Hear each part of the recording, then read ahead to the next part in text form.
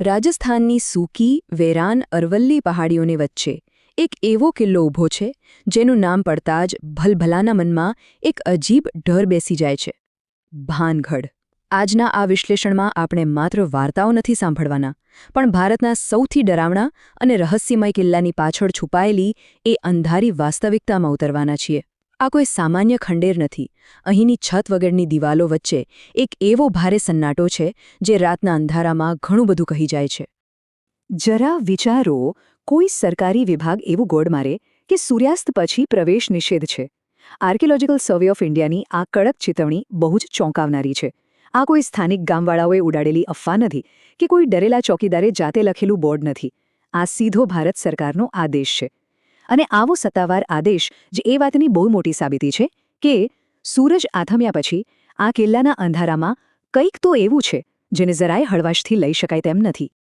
આ જ સરકારી ચેતવણીને હળવાશથી લેવાની ભૂલ 3 મિત્રોએ કરી હતી આ બહુ પ્રચલિત અને રૂવાડા ઊભા કરી દે તેવી ઘટના છે રાતનો સમય હતો ચારે બાજુ ઘનઘોર અંધારું ગાર્ડ્સની નજર ચૂકવીને તેઓ કિલ્લામાં ઘૂસી તો ગયા પણ અંદર જતાં જ જાણે ટોર્ચનો પ્રકાશ પણ અંધારામાં ગાયબ થવા લાગ્યો ધીમા પગલે ચાલતા અચાનક એક મિત્રનો પગ લપસ્યો અને એ સીધો એક ઊંડા સૂકા કૂવામાં જઈ પડ્યો એક ભયાનક ચીઝ ગુંજી ઉઠી બાકીના 2 મિત્રોએ ભારે જહેમત પછી ગભરામણમાં તેને બહાર તો કાઢ્યો અને જીવ બચાવવા સીધી હોસ્પિટલ તરફ ગાડી ભગાવી પણ હોસ્પિટલ પહોંચે પહેલાં જ હાઈવે પરના એક વળાંક પર તેમની ગાડીનો ગોઝારો અકસ્માત થયો અને ત્રણેના મોત સ્થાનિક લોકો આજે પણ માને છે કે આ કોઈ સામાન્ય અકસ્માત નહોતો પણ કિલ્લાના અંધારા નિયમો તોડવાની ભયાનક સજા હતી ચાલો હવે આના મૂળમાં જઈએ 9000 હા માત્ર એક આંકડો નથી લાગતો આ 16મી સદીમાં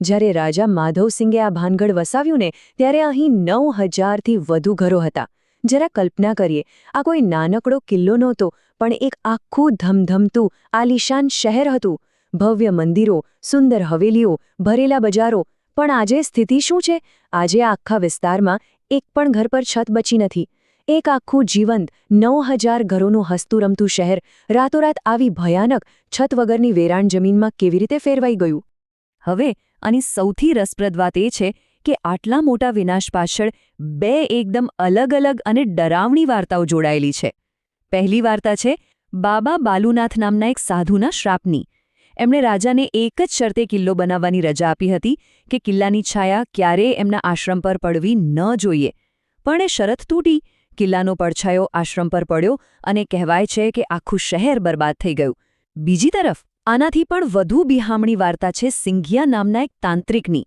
એક કાણા જાદુનો જાણકાર તાંત્રિક અત્યંત સુંદર રાજકુમારી રત્નાવતીને પામવા માંગતો હતો એણે રાજકુમારીના ઇત્રમાં કાળો જાદુ કર્યો પણ રાજકુમારી એની ચાલ સમજી ગઈ અને એણે એ ઇત્રની બોટલ એક મોટા પથ્થર પર ફેંકી દીધી જાદુને કારણે એ જ પથ્થર ગબડતો આવ્યો અને તાંત્રિકને કચડી નાખ્યો મરતા એ તાંત્રિકે એક ભયાનક શ્રાપ આપ્યો કે આખું ભાનગઢ નાશ પામશે અને અહીં મરનાર કોઈ વ્યક્તિને ક્યારેય મુક્તિ કે પુનર્જન્મ નહીં મળે અને એવું કહેવાય છે કે એ તાંત્રિકના શ્રાપની કાળી અસર આજે પણ ભાનગઢની રાતોમાં અનુભવાય છે સૂરજ આથમ્યા પછી અહીં જે ઘટનાઓ ઘટે છે ને એ સાંભળીને પણ પરસેવો છૂટી જાય સ્થાનિક લોકો અને ત્યાં ગયેલા પ્રવાસીઓએ વારંવાર દાવો કર્યો છે કે રાતના સન્નાટામાં અચાનક દૂરથી સ્ત્રીઓના રડવાના અને ચીસો પાડવાના અવાજો આવે છે એ અવાવરું તૂટેલા ખંડેરોમાં કોઈ અદૃશ્ય પગલાં ચાલી રહ્યા હોય એમ ઘૂંઘરું અને પાયલનો અવાજ ગુંજવા લાગે છે અંધારામાં ફરતી કાળી પરછાઈઓ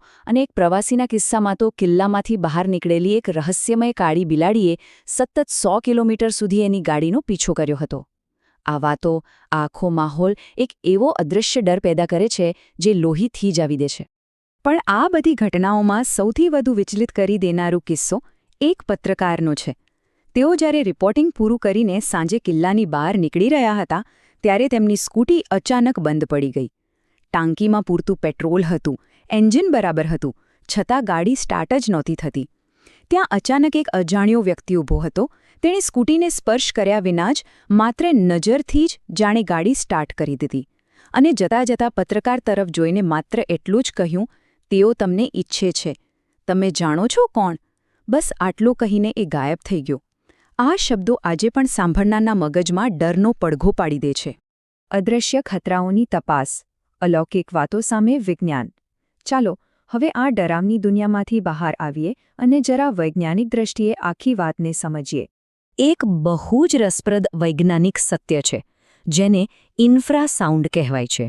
આ 20 હર્ટ્ઝથી નીચેની એવી ધ્વનિ તરંગો છે જેને આપણા કાન સાંભળી તો નથી શકતા, પણ આપણું શરીર તેને પૂરી તીવ્રતાથી અનુભવી શકે છે. જ્યારે ભાનગઢ જેવા સેંકડો વર્ષ જૂના પથ્થરના ખંડેરોમાંથી જોરદાર પવન પસાર થાય કે જમીનની અંદર હળવું સિસ્મિક વાઇબ્રેશન આવે, ત્યારે આસપાસ 19 હર્ટ્ઝની ઇન્ફ્રાસાઉન્ડ ઉત્પન્ન થાય છે. અને વિજ્ઞાન કહે છે કે આ જ તરંગોને કારણે આપણા શરીરમાં અચાનક ગભરામણ થાય છે, ઠંડો પરસેવો છૂટવા લાગે છે અને મગજમાં એવો સતત ભય રહે છે કે જાણે કોઈ આપણને જોઈ રહ્યું છે. આ કોઈ ભૂતનો પ્રભાવ નથી, પણ આપણા જ મગજની પેદા કરેલી એક ભ્રમણા હોય છે. આ વાતને સાબિત કરવા માટે લંડનની ગોલ્ડસ્મિથ્સ યુનિવર્સિટીનો એક અત્યંત ચોંકાવનારો પ્રયોગ જોઈએ. વૈજ્ઞાનિકોએ એકદમ ખાલી સફેદ રૂમમાં છુપી રીતે ઇલેક્ટ્રોમેગ્નેટિક ફિલ્ડ્સ અને ઇન્ફ્રાસાઉન્ડ ઊભા કર્યા, અને પરિણામ 20%થી વધુ લોકોએ એક ખાલીખમ રૂમમાં પણ કોઈની અદૃશ્ય હાજરી અનુભવી, અને 8% લોકો તો ડરના માર્યા કાંપી ઉઠ્યા હતા. આ સ્પષ્ટ બતાવે છે કે આપણું મગજ કેટલી હદે સંવેદનશીલ છે. જો મગજમાં પહેલેથી જ એવું નાખી દેવામાં આવે કે કોઈ જગ્યા ભૂતિયા છે, તો ત્યાં પહોંચતા જ મગજ આપોઆપ એ કાલ્પનિક ડરને સાચો માની દે ભૂત ઊભા કરી દે છે. આને મનોવિજ્ઞાનમાં સજેસ્ટિબિલિટી કહે છે. અને આનાથી બહુ સ્પષ્ટ થાય છે કે શા માટે લોકો સતત ભાનગઢના ખંડેરોમાં ભૂત જોવાનો દાવો કરે છે. આ એક બીજું મનોવૈજ્ઞાનિક કારણ છે, જેને પેરાડોલિયા કહેવાય છે.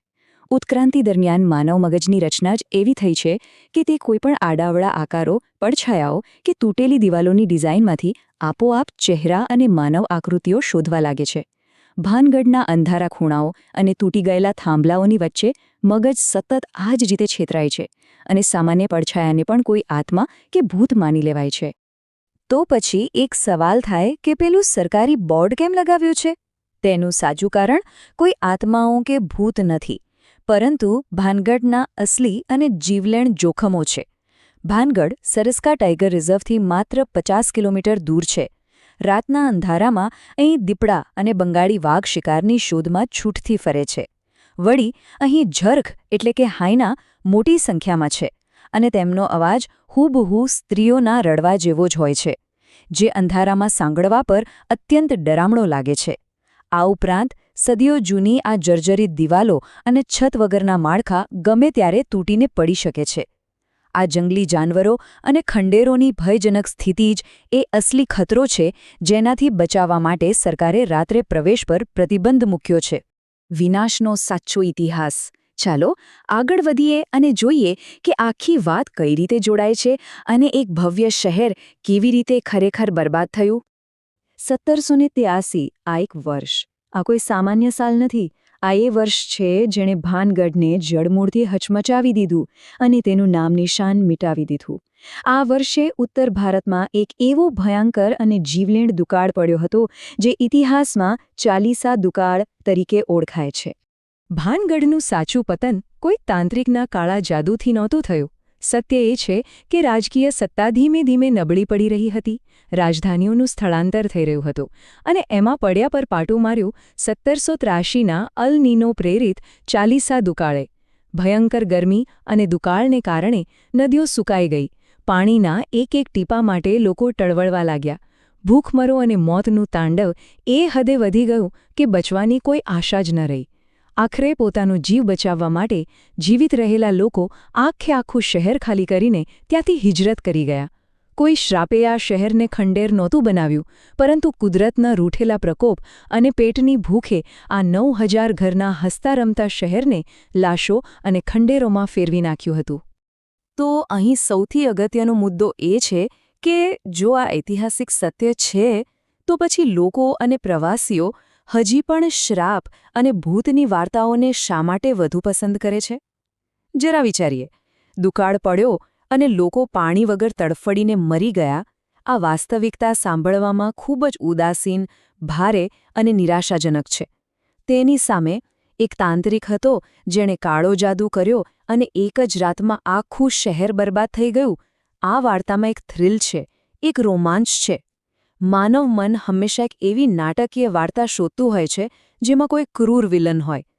અને બીજી વાત, ભારતનું સૌથી ડરામણું સ્થળ, આ જે ટેગ છે ને, એ પ્રવાસનને જબરદસ્ત વેગ આપે છે.